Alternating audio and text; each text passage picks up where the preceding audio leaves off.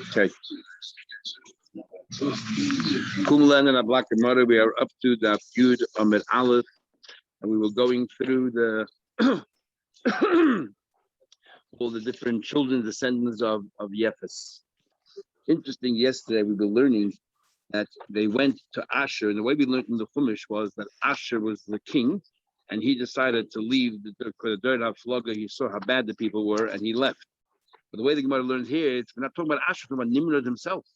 Nimrod left because he didn't want to be part of the Haflaga, and he went to a city called Asher, which we said is actually Silik. So interesting, Nimrod left because he didn't want to join the Haflaga, which that itself needs an explanation. Why didn't he want to join the Haflaga when he was instigator of everything? Anyway, we're up to the Yud Amid Aleph, and now that we're talking about names, we'll continue talking about another subject, digressing, but also to do with names. The Meraglim, when they went to Yisrael, and in Hebron there were a number of giants, and Kalev went and they didn't. Says the Gemara, we're up to the Yud Amid Aleph, right in the end of the narrow lines. So it says that over there in Yisrael, where they were going, and Kalev ended up going, and they were all scared to go. It was in Hebron and Sham. In Hebron, there were a couple of giants. One person was called Achimon, one was called Sheshai, and one was called Talmai. Yelidei Anak, they were all giants. Now, what kind of names? The time we learned, Achimon, it's like Ach Yamin. That means he was the strongest of all the brothers. He was the strongest of all the brothers. Sheshai, when he walked, he trampled, he destroyed the earth underneath him. And Talmai, when he walked, he made burrows everywhere, and he also flattened out the land underneath him. So there were mountains, like there were ridges in between.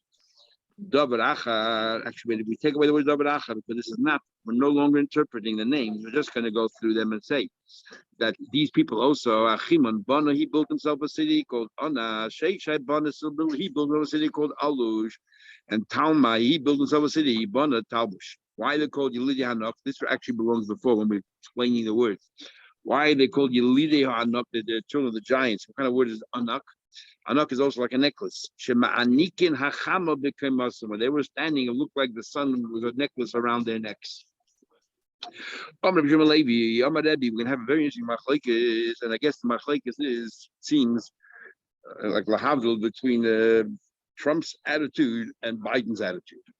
We have as follows. Rabbi Levi says, name of Rebbe, in the future, the West are going to fall in the hands of Iran. Iran will be dominating everything. People who are doing right now, trying to make peace with Iran, let them do whatever they want. Shenema, as it says in the pasuk, Yirmiyah was saying, Shimu atzaz Hashem, listen to the advice of Hashem, Asher Yoatel Edom, that advised Edom, and his thoughts, Asher Choshev, that he thought, Al Yeshvei Teman, those who dwell in Teman, Im Lo Yizchavim, they will not be dragged away by Tzidei Hatzain, by the young sheep. And Im Loy, and if not, Yosim Aleim will place on them confusion and so on. So who are the young sheep? The young sheep is referring to Paras, is referring to Persia, and they are going to take Rome away. They're going to take over control. So that's the view of Rebbe. Who told you that the young sheep represents Persia? Because we have another pasuk. See, but the pasuk, that ram that you saw about the Kanayim, that it has horns, Malke Modai Podas. A ram is a sheep, and this is an analogy to the kings of Modai Podas. So therefore, we see that sheep is Podas, and the pasuk therefore it says, see the outside, referring to Persia. They're going to take over Rome. Says the Gemara, we have another reference to. The Ema Yavan. Maybe he's referring to Greece itself. We have another passage where it says, and there's goat, Melech Yavan, the king of Yavan. So we see that king of Yavan is also referred to as a goat of the sheep family. So what it says, Ki Solik, and they didn't have an answer. How do you know it's Paras? Maybe it's Yavan, maybe it's Greek will take over Rome. Says Ki Solik Rab Chaviva Basurmiki. When Rab Chaviva Basurmiki went up, Amru Kamei Ahud Rabban, he sent it over to one of the Rabban, and they told him over this conversation. Amalei, so that Rav, whoever was said, Mandala Yoda Parushikrai, Maishit Yufta Rebbe. Someone who's not knowing how to interpret Sukkim asked a question to Rebbe, Haino Tzidi Atzayin, referring to Persia, maybe it means Greece. My Tzidi Atzayin, what is the title of the word Tzidi Atzayin? Zutra Dachoy, the youngest of the brothers. And therefore, we know that his Persia is the youngest of the brothers we had before. That Tiras Zuparas, and that Tiras, he was the youngest of the sons. And we're learning the descendants of Yefes. The Tani Rabbi Yosef Tiras Zeparas. So therefore, Tzeire, the youngest, not the sheep. It's the youngest of the sheep, and that's Persia. So there's another one who agrees with Rabbi Amar, Rabbi Baba Chana, Rabbi Yechanan, Rabbi Yehuda, Rabbi Loi, Asida Roimi Shetipel Biapodas. So Rabbi Yechanan also agrees with the Rabbi that Rome will fall in the hands of Persia. Iran is going to run ring around everybody. Kalvachayim, but he lives from a Kalvachayim, not for the Pasuk Tziri Atzayin, a Pashta Kalvachayim. Migdash Rishon, we see right here that the second base of Migdash Rishon didn't rest fully because it was built by Yefes. Mashenkin, the first base of Migdash built by the children of Shem, which is Shlomo Melech. So he said, "Ma Migdash Rishon Shebanu Bnei Shem." Who built it? Bnei Shem. Who destroyed it? Kazdim. And that means Kazdim had to be so strong, bubble. And yet Noflu Kazdim, but yet Parsim, and eventually the Persians took over. That means look how mighty the Persians are. They can destroy the Kazdim, who were able to destroy the first base of Migdash built by Ibn Shem. Migdash Sheni, the Sachaku Shebanu Parsim. Who built the same base of Migdash? Only Parsim. The Hechrivu Raimim, and even a low nation like the Romans were able to conquer and to destroy the base of Migdash. And surely the Parsim are able to destroy the Romans. They're able to destroy the Kazdim, who are able to destroy the first base of Migdash. Surely they can destroy the Romans who destroy the second base of Migdash. That's opinion number one. Rebbe and Rabbi comes along Rav, and he says, "No, I think like Trump. I see the the Western world is going to take over and not allow Iran to become strong." What you're going to allow the Romans to build when they're the ones who destroyed? They destroyed the base of Migdash, and they're going to be the ones who are building. So the yes, that's the Eibishter's Zaydas HaMelech. You can't ask questions on why, on facts of history, why this is going to happen. This is what the Eibishter designed, and he has no shaykhs. We accept it. That's one version. You get Amadi, others say, the Persians also were destroyed. They destroyed shuls. Which shuls are we referring to exactly? We don't say. They say that they destroyed shuls. We actually look at the Braisa supporting Rav.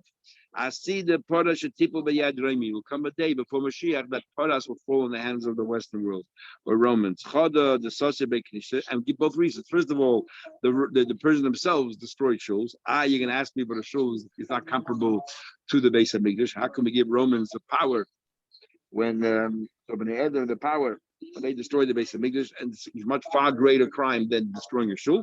You're right. That's what the Eibishter wants. Sheyiplu boinin biyad seisim. The Eibishter wants that the builders, because the Persians are the one who were initially helped out a little bit in the Beit HaMikdash, they should fall in the hands of the destroyers. That's what the Eibishter wants. So you can't ask questions why things happen in history. Ain't been but yeah. Says the Rav, ain't ben David ba Mashiach will not come at Tifshed Malchus Reimi Hershua b'Chala Olam Kulei, until the Malchus Reimi will spread its hegemony around the world. Tisha Chadasha, minimum of 9 months. Shenema, but it says in the pasuk, Lochen the name, who will give it to them over to them at the AC later till you give birth. How long is birth? 9 months. Yolda give birth the Yes Echav Yeshuvah Abnei Yisrael. So we see clearly from here that how much time did they give him koyach to dominate? Period of 9 months. This ends the sugi of Agarata about the base Midrash and all that. We started talking about Lishchut Parhedjan, and now we're going to go back to another aspect, back to Halach. This a very similar sugi. We're going to learn all about the laws of mezuzah. We also have a menachas, and actually interesting also enough your aleph. Interesting. What's the connection between your aleph and mezuzahs? Says the Gemara. Talmud learned. All the rooms, all the chambers on the base of Mikdash, none of them had a mezuzah because you lived it. You know, like a basic Knesset doesn't require a mezuzah because it's not a home, not a residence. The only exception is Lishchus Parhedjan. That chamber called Parhedjan is an exception. Why? The Kohen God had to live there for 7 days, and therefore it's called Lishchus Parhedjan. So the Rishonim already asked, what about the Lishchas al Abira? We had before that for 7 days prior to the Paraduma. You also had to move into a Lishchas. So why does that have to have a mezuzah? Why only Parhedjan? Well, don't forget what about. Just tell you the answer next. So one answer, and that is because a few answers, but one answer is that the Parah Duma only happened. There were 9 Parah Dumas in history, and one of them was Moshe Rabbeinu. So there's only 8 Parah Dumas in history. So how often was it that they went to the house? It wasn't once a year, maybe once in 50 years. Once in 40 years. So therefore, it didn't require Mezuzah. Shenk and Yom Kippur was periodic every single year. Sorry. Yeah, that's not called sleep and living. Right? Then they talk about the rooms with the Shemer. There's a room where the piece is the guard. There's a machlek is a Rambam and others whether the Shemirah was by day and by night. It took by day. But if you learn the Shemirah is by day and by night, even though it's only by night, not by day, or then therefore it's not a problem about Shemirah because it wasn't 24 hours. It was a temporary house. But if you learn that it was by night and by day and they had a house for the Shemirah, how come you don't have to do that? So perhaps because of a different shift, you never had the same person there 24 hours. So it's treated as if it's not really a house. A house is that it can be lived 24 hours by day and by night, do your different activity. But there it wasn't. What do we do with the warehouse? We'll learn about warehouse tomorrow. All about it tomorrow. Oh, but Rabbi Yisrael, so Tanakama says that the only place that mandated a mezuzah, and now we're not sure if it's Midrabanan or Midraisa according to the Tanakama, but they needed a mezuzah. Says Rabbi Yehuda, there were a number of chambers in the base of Mikdash for the people. For example, those who watched the base of Mikdash. And what? They had a dwelling place. They did not require a mezuzah. Why takanat? To tell you the 2 reasons I just gave. Elishchas Parhedin. She says no. Technically, you don't need mezuzah anywhere. Nowhere in the base of Mikdash. You know why these Parhedin you do need?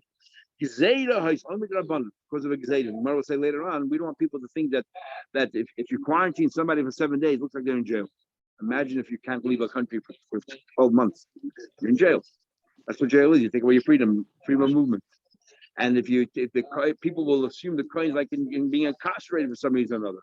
But by putting a mezuzah there, it looks like a house. So that's why Pashat looks. Says the Gemara, my time at Rabbi Yehuda. Why takas Rabbi Yehuda hold that that you don't need a mezuzah mahatayda? It's only a gzeida, or even the Rabbanan mezuzah. It's only because of a gzeida. So the Gemara, so Rabba came along and said, Rabbi Yehuda, tell Rabbi Yehuda hold. Kol bayis she'einu aseh. A house has to be year round. If you have only a summer home, that's not capable of being lived there.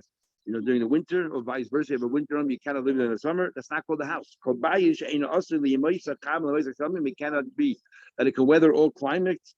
It's not called a house. It's not a house. And it's a temporary dwelling. So you don't require mezuzah.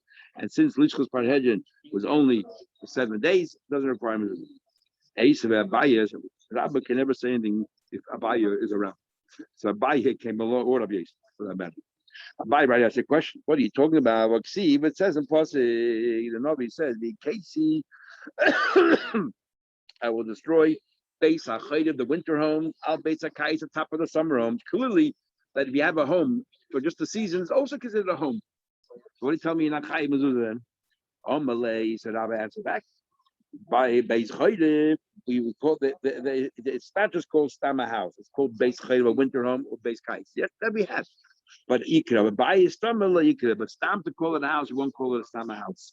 And the Torah says when it comes to the beisecha on your house, so that have no description, just a house, because these are not houses; these are summer homes or winter homes. Therefore, they're not chai. According to the reason, these are not chai mezuzah. So why you chai l'ishkat parhedin only exedim the rabban? Says the Gemara, Eisha Abaya has a question. Sukkos hachag. It says Sukkos hachag b'chag. It says that Sukkos Harchag during Sukkos, Rabbi Yehuda says Yechayiv doesn't spell what it is exactly, and the Chacham say you are potter. Now what's going on? In Tony Allah we learned Rabbi Yehuda Mechayiv, the Brais Rabbi Yehuda Mechayiv, 3 things. If you have a sukkah in a courtyard sharing with other houses, you need to be included in the Eidah. If you're not included in the Eidah Chatzeres, then you forbid everyone else to carry because you have rights in that courtyard. You have a house, so the house gives you rights, it's has the rights. And since you're not sharing your rights with everybody else, you ask on everybody else. Your footprint ask on everybody else. So that's number 1. Number 2, number 2 is mezuzah. He holds clearly that a sukkah is a chag, which only lasts for 7 days, is chayiv in the mezuzah. and that's gonna be our problem. So steer Rabbi Yehuda. Lishchas Parhedin, he says, a 7-day sukkah, it's not year round, therefore it's not considered a house. And here it says clearly a sukkah sachag is considered a house, and you mezuzah. And the third thing is ma'aser. But if you didn't is that when you chayiv a ma'aser, only when you bring it into your prebais. But he holds when you bring it to sukkah, you also chayiv a ma'aser. So the stira Rabbi Yehuda. Now all the Rishonim ask, why doesn't he ask Rabbi stira chachamim? Here by sukkah the chachamim say you are potter from mezuzah, and by this one head say you chayiv. Just like he's asking a kasha Rabbi Yehuda, ask kasha chachamim. So the simple answer is, or there's different answers. I'll say he doesn't even have the first opinion, only had the second opinion. The simple answer is the chachamim of Rabbi Yehuda is not the same chachamim of the machlekes in before about which the parhedin, but chayiv mezuzah not. Two different chachamim. And therefore, sukkah zachar chacham is not the same, so you can't ask me a stira chacham. Based on this, when you say to do, the tattoo doesn't really mean 100% to do. He says that because there is a tattoo, but it's not like it did. Oh, we'll see later. Yeah. Teacher can do it. Yeah. So you want to write it. So be shleima eid of a mezuzah equal meima midrabban. Sorry, the chitema midrabban. You're going to say no. That maybe Rabbi Yehuda is chayiv midrabban. Maybe he's chayiv on midrabbanan, and therefore Mehatayda Rabbi Yehuda says you are potter. And why is he chayiv by sukkah only midrabbanan? Because it looks like a house, whatever it is. So midrabbanan is chayiv. That's how you're going to got a problem with that. So bishleim eid of mezuzah comes to eid and mezuzah equal midrabbanan. Say midrabbanan. We decided, you know what, for Xeda, we wanted to treat like a house, and therefore you have to include a native. We wanted to have a mezuzah. You want to say that's considered a house, and you chayiv midrabbanan. If you're going to say that bringing into the sukkah is considered as if you brought it into your house, and it's only midrabbanan because it's not really a house, and it's only midrabbanan, it comes out that you only chayiv and ma'aser and trumas all that midrabbanan. But you don't know that, you're not a talmid chacham. Then you're going to take this tvur you brought into your house and use that to be ma'aser on tvur a real house, and that's chayiv ma'atayda, and you'll be bringing from an hapotter ala chiyuv. So all the Rishonim, Kedilma osila frushim min achiv ala potter, umin apotter ala chiv. You might then take from the house and have in mind this, or you might take from here and have in mind the house. And the truth of the matter is, this is only chayiv midrabbanan ma'aser. What you bring into the house is chayiv mahatayda, and it doesn't work. So if Rabbi Yehuda says over here that if you bring two in your house, you're chayiv, it must be mahatayda. All the Rishonim already asked. We have a number of dinim of ma'aser from the only chayiv midrabbanan. So why aren't we always worried that you might bring in a mice and a tumor and so on? And the din is that if you bring a takin into your house before it's ripe, you only chayiv midrabbanan. How can you do that? Why aren't we worried? So other Shem asked him, forget. But the evidence, if you take it, if you brought it in your house and it became ripe in your house, then you take a chayiv ma'atayda. What's the problem? So this second you're not chayiv, but you'll become eventually chayiv ma'atayda as well. Or but the evidence, if you did it, the fact is you fulfilled the mitzvah matayda, because whenever this becomes ripe, since it entered even though it entered the house unripe, you're still chayiv. So others we're talking about not that you bring it into your house when it's not yet ready. You bring in the house in the sheath. And now what's the difference? There's a big difference when you bring it in your house when it's not ready, or you bring it in your house b'moed shalom. When you bring it in your house when it's not ready, then it's not a p'tur. The chiv hasn't come around yet. So therefore, taka, whenever it gets ripe, it becomes chayiv then. But when you brought it into your house with the moed shalah, it's a p'tur, because you brought it. It says in the pasuk you bring it into your house, and you brought it into your house in a way that it's potter with the moeds, and therefore it's a p'tur. And then even afterwards, you'll always remain potter, and that's what we're worried about. There we are worried that if we're going to say yechayiv midrabbanan, that you are going to then make a mistake of menachiv ala potter, you're going to take the house and have mind that. That's what we're talking about. But the bottom line is we have a problem. Rabbi Yehuda says that parheading you talk about some potter. The only reason why we're doing a special gzeira to do with the kohen gadol. We don't want people to think that he's in prison. And here by sukkah chag is chayiv mezuzah, and it can't be midrabbanan because ma'aser can't be midrabbanan. It's chayiv matayda. So why isn't parheading chayiv matayda? Even though it's only a short-term dwelling place, you hold your chayiv. Talking about short-term dwelling places, the first the Hashem talk about as well. The kohen gadol doesn't own the place, and because the kohen gadol doesn't own the place, therefore it's like renting, and you're not chayiv ma'atayda. How can you even think about that? You're chayiv ma'atayda by sukkah chag. It's your sukkah, so therefore you're chayiv ma'atayda. What does it have to do with Lishkas Parhedrin when it's not yours? And when you place not yours, you're only renting. So what's the Muchalim comparing? Unless we're going to say, because that room was specifically built for the Kohen Gadol, it's as if we're saying whoever the Kohen Gadol was at that time, the room is his. Who's the Balabas? So no, that's not a person. But so therefore we're saying, what the Gemara is saying is Yechayev. So the Yehuda learns, what we're learning here, that the Parhedrin is considered the Kohen Gadol's while just like the Pad has to be his own money. So maybe, I remember we learned that the mothers used to buy clothes with their own money. So maybe the room was considered the Kohen Gadol's room at the time. Maybe that's what it was. And therefore, Yechayev Mezuzah, maybe. Anyway, let's continue. At least according to those that trying to hold that renting is with Rabban. Says the Gemara, I'll give a different answer altogether. What's the chilek? If you hold Parhedrin is potter, Sakab Sukkah the Chag is chayiv. Elo Barabaya. Beshiva, the 7 days of Sukkah is Kuliyamalei Pligid Mechayiv. The 7 days of Sukkah is the 7 days that the Kohen Gadol is sitting in the Lishkas Parhedrin, everyone holds that you're a chayiv. You're chayiv. The house is a house. Forget about what Abba said about a short-term house. A house is a house. So Parhedrin you're chayiv. So keep pleading. What's the machlais going on there? Is b'shayim Shana.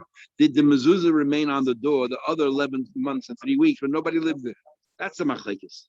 So the Rabban hold, as it says in the beginning, that the Parhedrin needed a mezuzah, did he mezuzah? So the Rabban hold, you needed a mezuzah the rest of the year because the Rabban, why? Rabban say that we need to have a mezuzah on the house. Otherwise, you might forget to put it on the house during the 7 days. So we have a house there all the time. And Rabbi Yehuda says, no, Loi Gazrin. Rabbi Yehuda said, we're not geyser. So why did you have yet I'm minded that there was a mezuzah on the door, but not for the reason you say. You say we're geyser the rest of the year up to the 7 days. I say I don't want people to think for a minute that this was a prison. If we take the mezuzah of the rest of the year, but people see the Lishkas Parhedrin has no mezuzah, they'll think it's some kind of a prison, a cell. So that's why I hold. So really what you have to think about is the poil might not come in the dinner between Rabbi Yehuda and Chachamim. They both hold it was a mezuzah there in 7 days. They both hold mezuzah the whole year. No, but Chachamim say the whole year because the year up to the 7 days. But Rabbi Yehuda said, no. The reason why you have the whole year is because we're worried that people shouldn't think it's a cell. So the poil might not come in. Sorry? What's the chisaron in putting in the finish not chayiv? Forget about what the people look at it. So beside the Kohen is No, 7 days you chayiv. 7 days you live there, you're chayiv. Why would you have a sentence taken off? There's no point in leaving it there. Why should you leave it there? You don't have to leave it there. Nothing, but we don't have to. But now we're saying there's a thing that you have to leave the mezuzah there. So so the question is, and you want to know what the point is? Is Rabbi Akiva Eiger in your day and it's in Reish Pei Vav. Rabbi Akiva Eiger makes a big chiddush. He says he wants to know why David HaMelech says in Menachos that when he went to the bathhouse and suddenly he felt in the Menachos, he felt that he was naked from mitzvahs. Oh, he was by tefillin, with my tzitzis, and they remembered the bris milah. So Rabbi Akiva Eiger asked, what about the mezuzah? You always have a mitzvah mezuzah that surrounds a person. So l'chayda, even though it's his house, his house is protected wherever he is. So Akiva Eiger makes a big chiddush. Akiva Eiger says that when is mezuzah a mitzvah? Only when you're at home. When you're not at home, there's nobody at home. There's no mitzvah mezuzah, and therefore he's mechadish. What's his chiddush?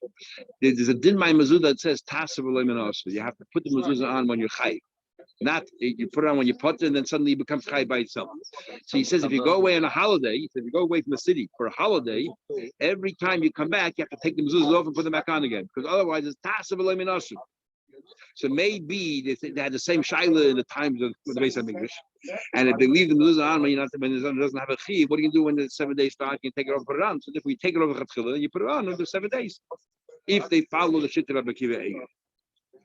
Others say it's not an ayah because he was talking about things that he's actually wearing on his goof, and the mezuzah is more makif, it's the house. But that's the famous of Akiva Eiger's chiddush.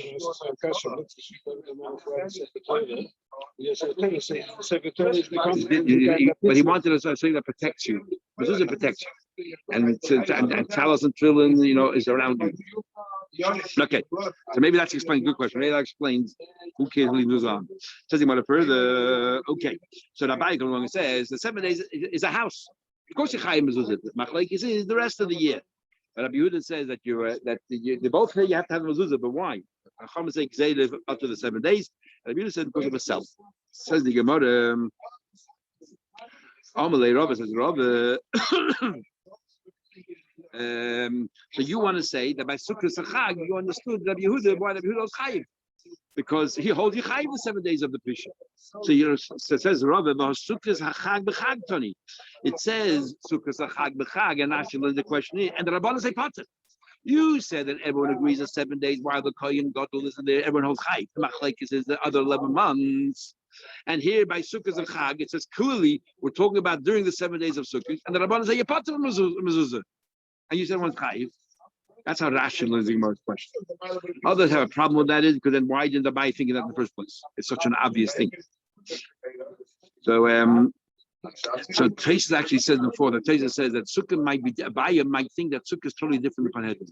Because a Sukkah, even though it's your house for 7 days, maybe the Rabbanan hold your potter because it's not really a house. It rains, you go into the house.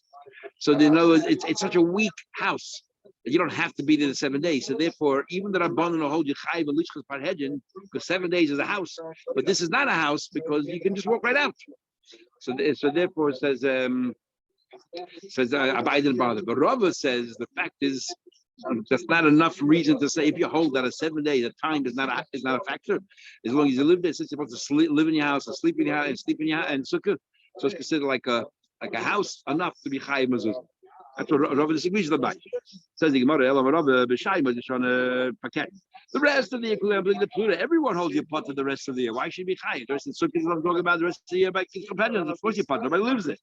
He pleads the argument by Shiva, the argument by Shemitah by the 7 days. No, so we have a stira. Lishchas parhedin. Rabbi Yehuda says you are really potter, and by sukkah holds your chayiv, and by the Chacham again, Lishchas parhedin holds your chayiv, but sukkah holds your potter. What's going on here?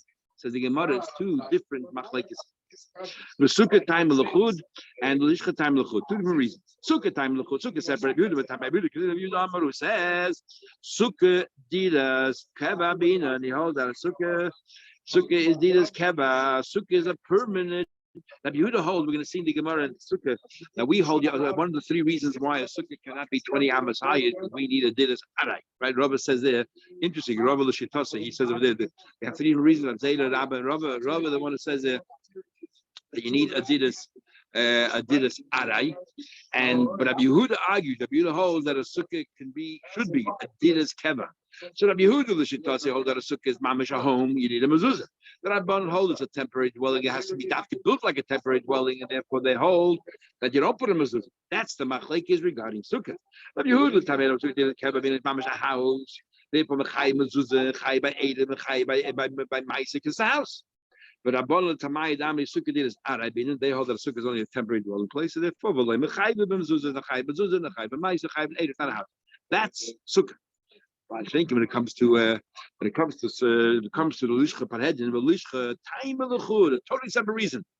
The Rabbanan hold Dira Balkarcha Shmo Dira. The Rabbanan hold the Kohen Gadol has no choice, whether he likes it or not. We force him to go and move into this home for 7 days, leave his wife behind, leave his family behind. Therefore, a dida bal karcha is that one hold is still called a dida and yechayim mezuzah mehatoyda. Before we might have said medrabanan. Now we're saying clearly mehatoyda the chayim and mezuzah, and this will be the chiluk of Rabbi Yehuda and Chachamim. Now, according to Rabbi, we understand the chiluk. The Chachamim hold the chayim mezuzah mehatoyda, and Rabbi Yehuda also medrabanan because people sell. Rabbi Yehuda said dida bal karcha loish medira. Since the Kohen Gadol is being coerced to live there and leave his wife and everything else, it's not called a dida. We don't want people walking around thinking that the Kohen Gadol is in jail. Look how important it is, perceptions. So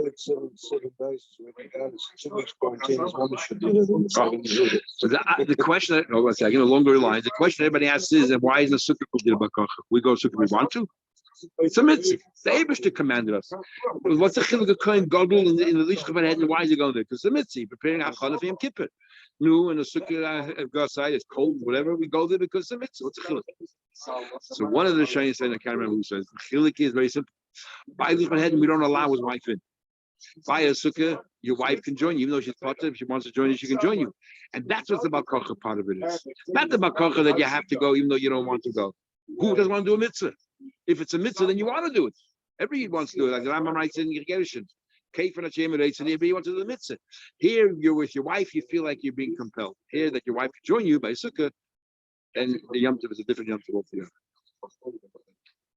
Anyway, so the following, it says the gates. It says all the gates inside the base and Mikdash will part in the courtyard, will part in mezuzah, except the gate of Nikanor, which we'll learn later about why the name is the gate named after him. So he was Moshe's nefesh for the doors. His only gate that was that Shar Nikanor is right in the entrance on the east side of the base of Mikdash. You walk inside that Shar Nikanor. And from there you go to the Lishchus Parhedin. So it seems from here that they also added a second mezuzah. They added a mezuzah to the gate, to the entrance, the portal of the entrance of Nikanor, because that's the entrance to the Parhedin. Big problem. If you look in the diagram of the base of Mikdash, the Parhedin was always to the right, and this was right in the center of it. When you walk inside, how is this the entrance? So you look at the little gun, your racket changes, and he says the Shar Hamayim. He says not Shar Nikanor, and put Shar Hamayim, which is maybe the entrance if you want to go straight to the base of the chart. I think that's the closest gateway to get to the Parhedin. So the north of maybe there's a gate right there that you go that takes you there. Or others say it doesn't matter that it opens to 5 other lishchas. The fact is it opens to this one as well. If this is the gate that's being used to go to Lishchas Parhedin, then that's considered the gate for the Parhedin. He goes to the base of Mikdash, goes everywhere. It doesn't matter. That would imply there was no other entrance. You said that. So that's the primary entrance. Primary entrance. So the Gemara, why is that? The whole reason why you have a mezuzah in different heads only is so people shouldn't think that in the jail, but not naked and we're going to what? Keep on another gzeda. We don't make the gzeda one gzeda. We don't compound gzedas. But according to Chachamim, it's a mitzvah to have a mezuzah on the Lishchas Parhedin, so therefore it makes sense. In the Shar, you also have. I feel the it's all one gzeda. So talking about entrances, your gateway, but it's the entrance to a house. The entrance to your courtyard. The Medina is the entrance to your Medina. Rashi says Medina here doesn't mean a country. Rashi says that it must be small regions that were surrounded by mountains and forests, and there's only one entrance to the city. That's not a walled city.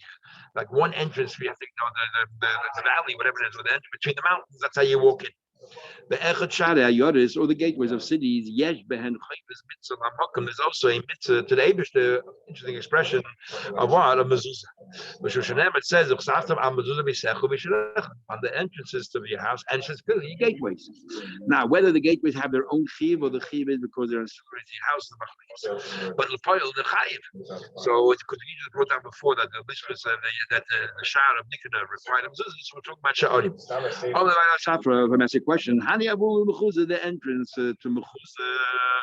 So there's a question: the gateway or the entrance to the city of Mechuzah, and because Rashi says the majority eat Mechuzah, people in Mechuzah were eating, they required a mezuzah. Then there's a eat go have a shutras. See later, you might have to have a mezuzah. And Rashi seems to learn, but there are two partners going on. One partner eat, and you put some mezuzah. From my time, the other about mezuzah. How come Mechuzah was no mezuzah? Amalu Hanu Chizuk la'akal. When you have an arch, but the arch is not an entrance; it's more to support. It's a supporting beams for the rooms upstairs. Then it's not considered a doorway. Amalei. So he said to him, but Gufur doesn't bother me. He said to him, why Taka doesn't the upstairs require the rooms and require mezuzah of their own? Because what? Because people live there. So they should also this little tower, whatever it is, that's on top of this gateway of this entrance, should have its own should have mezuzah. And the gateway now becomes, forget about the gateway to the city. Okay, you can tell me that maybe it's a supporting thing, but it's a gateway to the upstairs. Yeah. So he says here, as well. So it seems in the Gemara's question that even though this is not really a door, this is to support the roof, but if this is the way to get into the house, he still needs a mezuzah. Somebody lives there, the guard of the prisons lives there. The time we learned Beis Haknesa, we learned a shul. She has by Beis Dira a shul that normally does not require a mezuzah because it's belongs to an individual. Yet if it has attached to the shul a Beis Dira, lechazan Hakneses for the shamash of the shul, chayeves b'mezuzah, yechayev b'mezuzah, not mitzad itself, but mitzad it's ancillary to the house. So this gateway should be also chayev mezuzah. Elo Rabbi, you know why I didn't put mezuzah up in the door gateway? There was a sakana. It's a danger. What kind of danger? The time we learned. Mezuzah yochid, private mezuzah nivdekas pamayim b'shvua. A person should check his mezuzah twice every 7 years. It's not ma'atayda, but it's recommended, highly recommended. But b'shal rabbim, if it's a public mezuzah, pamayim b'yevel, twice every 50 years.